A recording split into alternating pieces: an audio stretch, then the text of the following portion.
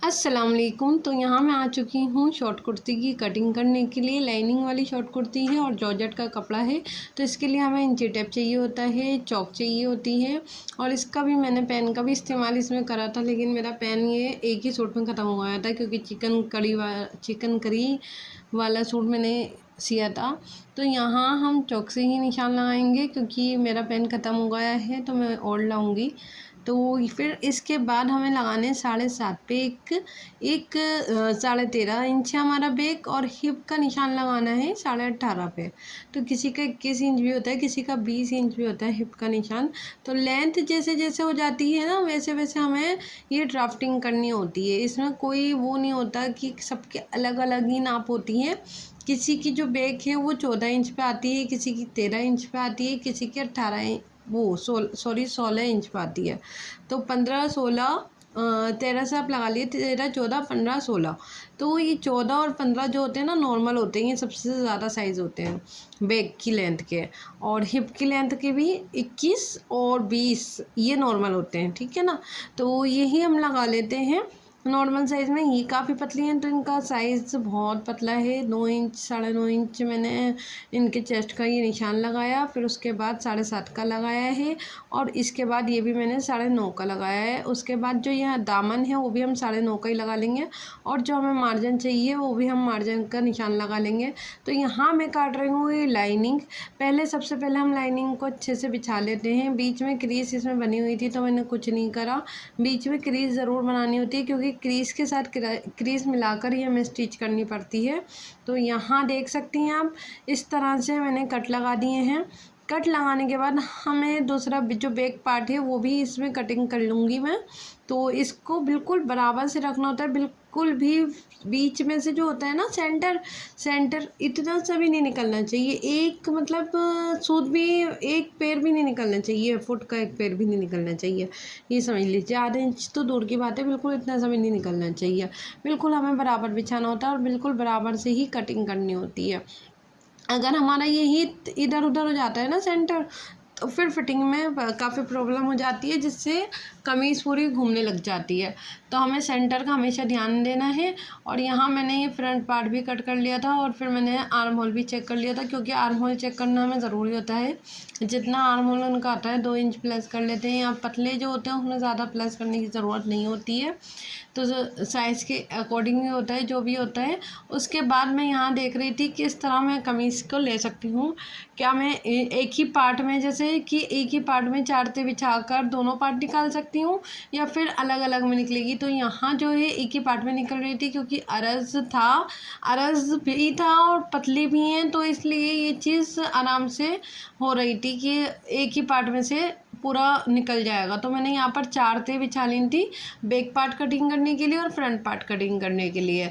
4 ते बिछा ली थी मैंने, डबल नहीं करा क्योंकि डबल की इतनी ज़रूरत नहीं थी। हमारा एक सिंगल पार्ट में से ही दोनों पार्ट निकल रहे थे।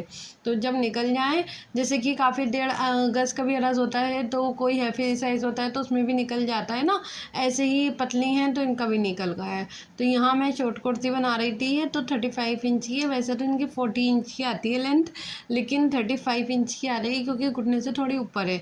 तो घुटने से नीचे जो आती है वो 40 इंच की आती है। तो 35 इंच की लेंथ के साथ मैंने ये काट लिया है।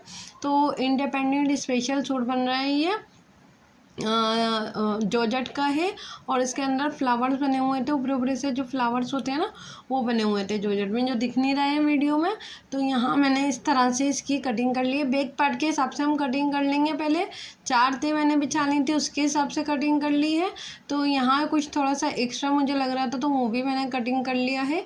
तो अगर आपकी कोई प्रॉब्लम स्टिचिंग के टाइम पर आए और एक्स्ट्रा कपड़ा हो तो कटिंग कर लें। इसका नहीं आ रहा था ज़्यादा एक्स्ट्रा, बिल्कुल बराबर बैठ गया था क्योंकि जॉर्जेट जो है ना खींचने वाली नहीं थी। जब जॉर्जेट खींचने वाली होती है ना तो प्रॉब्लम होती है।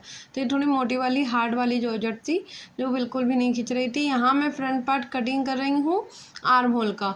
तो आर्म होल बिछा कर बिल्कुल सही तरीके से बिछाया और फ्रंट पार्ट कट लिया। मैंने सिर्फ आर्म होल का ही सही तरीके से बिछाया, नीचे का पार्ट नहीं बिछाया है, आप देख सकती हैं। और इस तरह से ये फ्रंट पार्ट भी कट के तैयार है। फ्रंट बैक पार्ट रेडी करने के बाद अब हमें काटनी थी चूड़ीदार स्लीव्स।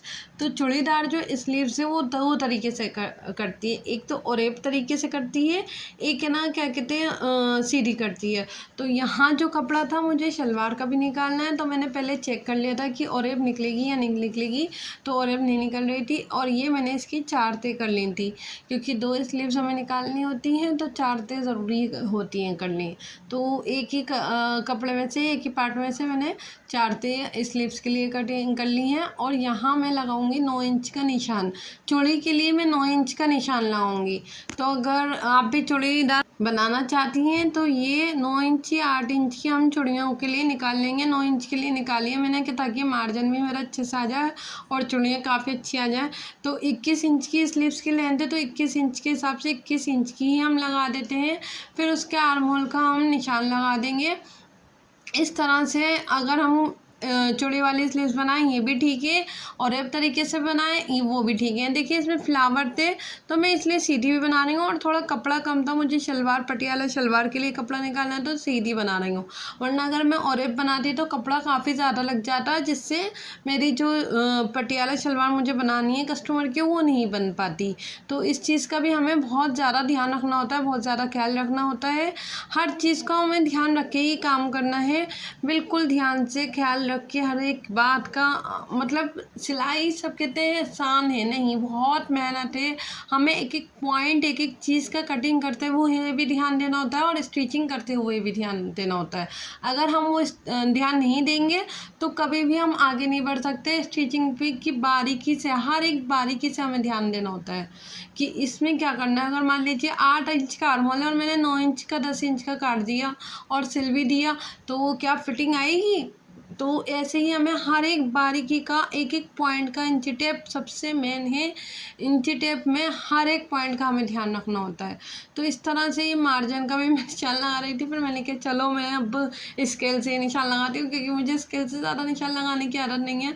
तो मैंने कहा थोड़ी फिटिंग चाहिए तो स्केल से ही लगा लेती हूँ। तो और मार्जिन भी चाहिए मुझे, तो मार्जिन के लिए भी मैंने स्केल से ही निशान लगाया। फिर उसके बाद और ये 4 इंच की मैंने जो बॉटम है नीचे की मोरी जो कहते हैं हम, वो लगा ली थी, उसका निशान लगा लिया था। ऐसे ही हम एक और निशान लगा लेंगे 9 इंच का, हम बिल्कुल सीधा ही निशान लगाएंगे, ठीक है ना। इसका लुक मैं कमीज़ का लुक दिखाऊंगी, शलवार स्टिच करके फिर कमीज़ का लुक दोनों को साथ ही डालूंगी, लास्ट की वीडियो में आपको मिल जाएगा। तो इस तरह से एक कमीज़ की हम कटिंग कर सकते हैं, लाइनिंग वाली भी, चूड़ीदार स्लीव्स भी हम कटिंग कर सकते हैं, हम कुछ भी कर सकते हैं, बस हमें सीखने की चाहत होनी चाहिए। अगर हमें सीखने की चाहत है तो हम लेडीज़ से कुछ भी कर सकते हैं, चाहे वो किसी भी फील्ड में हो, ठीक है ना। ये हमारी ये चूड़ियाँ आ जाएंगी।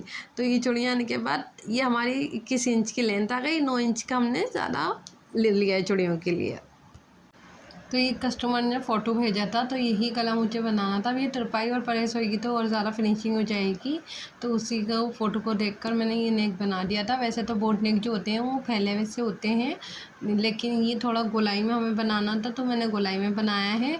और यहाँ ये बटन लग जाएंगे, टीच बटन, जिसके लिए एक अलग से एल टाइप ये कुछ बनता है, और यहाँ पर बटन लग जाते हैं टीच, और ऐसे फिटिंग बिल्कुल प्रॉपर फिटिंग आ जाती है स्लीव्स में, और चूड़ी आराम से और बहुत अच्छी सी चूड़ी बन जाती है। तो यही इसका फाइनल लुक। कैसे लगा आपको कमेंट करके बताइएगा। वीडियो को पसंद आए तो लाइक करिए, शेयर करिए, और चैनल पे नए हैं तो सब्सक्राइब कर लीजिए। अल्लाह हाफिज़।